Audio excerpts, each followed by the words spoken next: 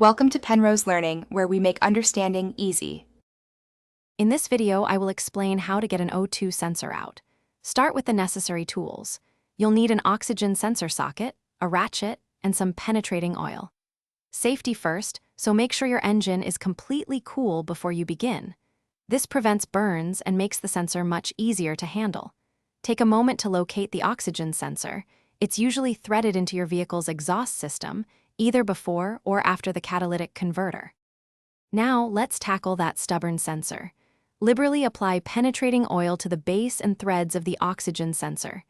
Give it at least 15 to 20 minutes to work its magic. This helps to break down any rust or corrosion. Once it's had time to soak, attach your oxygen sensor socket to the ratchet. Apply steady, firm, counterclockwise pressure to begin loosening the sensor.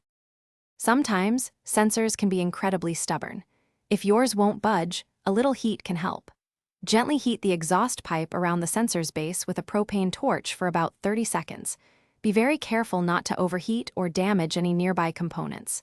After heating, reapply penetrating oil and let it sit for another 10 minutes. This combination often helps to free even the most seized sensors. With the sensor finally loose, you can carefully unthread it by hand or with your ratchet.